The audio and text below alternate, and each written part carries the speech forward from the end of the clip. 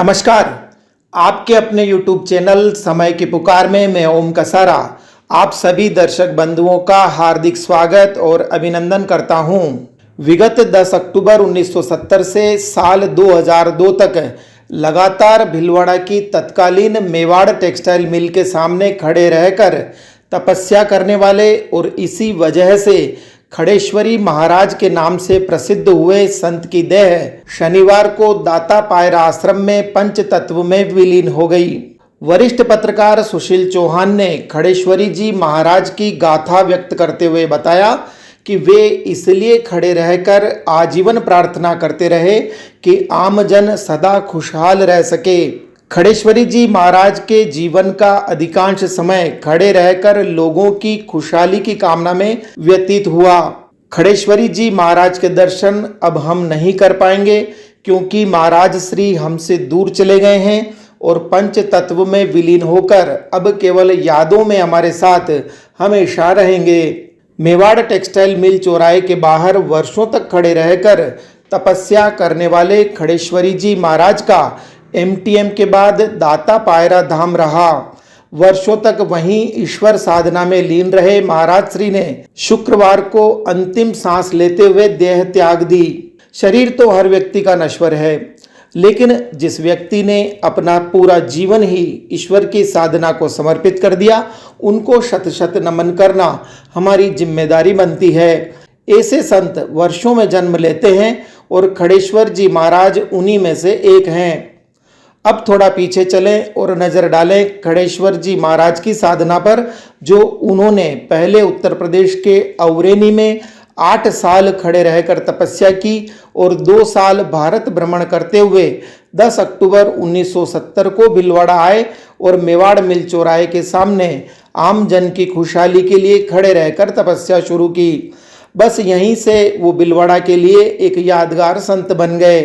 सबसे पहले उन्होंने 1979 में पहला 108 कुंडीय यज्ञ हरि सेवाधाम के पास स्थित पांड्या वाटिका में किया। बस यहीं से उन्हें मिल गया एक सच्चा सेवादारी तेज सिंह बापू, जो आज उनके अंतिम सांस का साक्षी बना। सेवादारी तेज सिंह ने बताया कि मेवाड़ मिल के बाद महाराज श्री ने अपनी साधना के लिए अजमेर रोड पर दाता पायरा क्षेत्र को चुना, जो उनका आश्रम है। इसके बाद महाराज श्री ने हरणी महादेव में 1000 कुंड का यज्ञ किया। मेवाड़ मिल के सामने उनकी तपस्या को देखकर भक्त जुड़ते गए। उनमें एक नाम सुशील नुवाल का भी है। इसके बाद महाराज श्री ने आसींद के सवाई भोज में वर्ष 2002 में अश्वमेघ व राजसूय यज्ञ करवाया। इस यज्ञ के अंतिम दिन खड़ेश्वरी महाराज के भक्तों ने उनसे विनती की कि अब वो आसन ग्रहण कर लें। भक्तों के बहुत ही आग्रह करने पर महाराज श्री ने उनका आग्रह स्वीकार कर 42 साल बाद आसन ग्रहण किया। इस आसन ग्रहण करने की साक्षी बनी सवाई भोज की सरजमी। महाराज श्री ने आसन तो ग्रहण किया, लेकिन मौन व्रत नहीं तोड़ा, जो उनकी अंतिम सांस तक बरकरार रहा। महाराज श्री ने जिंदगी भर भोजन नहीं किया, ऐसा उनके सेवाधारी तेज सिंह ने बताया। वे केवल फलाहार ही करते थे, एक दिन छोड़कर एक दिन। उसमें फल नहीं, केवल हरी सब्जियां भोजन के रूप में लेते थे। आखिर परशुराम जयंती पर इस महान संत ने वैश्विक बीमारी से लड़ते हुए देह त्याग दी। ऐसे संत धरती पर कभी कभार ही जन्म लेते हैं, जिन्होंने आम जन की खुशहाली के लिए जन्म भर तपस्या की। ऐसे तपस्वी संत को समय की पुकार टीम की ओर से भी बारंबार नमन। इस बीच एक और दुखद खबर यह है कि विश्व भर में तेजी से पैर पसार रही पोस्ट कोविड बीमारी ब्लैक फंगस ने भीलवाड़ा जिले में भी दस्तक दे दी है। बताया जाता है कि ब्लैक फंगस से ग्रसित 2 मरीज भीलवाड़ा जिले में भी पाए गए हैं। विजयाराजे सिंधिया मेडिकल कॉलेज के नाक कान व गला विभाग के विभागाध्यक्ष डॉक्टर जे राज वैष्णव ने भी इस बात की पुष्टि कर दी है। इस बीच ब्लैक फंगस बीमारी से पीड़ित एक युवती ने शनिवार को कलेक्ट्रेट कंट्रोल रूम में पहुंचकर दवाइयां उपलब्ध करवाने की मांग की है। लगभग 1 तारीख को कोविड एमजी हॉस्पिटल में एडमिट हुई थी और ये मेरे दर्द होने लगा था लगभग 5 या 6 तारीख से मेरे ये इसमें हाफ सिर में दर्द पेन होने लगा था। तो डॉक्टर ने पेन रिलीफ टेबलेट दे के उससे पेन रिलीफ से तो सिर्फ पेन रिलीफ ही हुआ था, वो 1-2 घंटा रिलीफ मिलता है फिर वापस स्टार्ट हो जाता। फिर हम 8 तारीख को डिस्चार्ज हो गए। फिर भैया ने बाहर बांगड़ हॉस्पिटल में इसके चेक कराया। फिर उन्होंने कहा कि एमआरआई कराओ। एमआरआई फिर हमने एमजी हॉस्पिटल से एमआरआई कराई।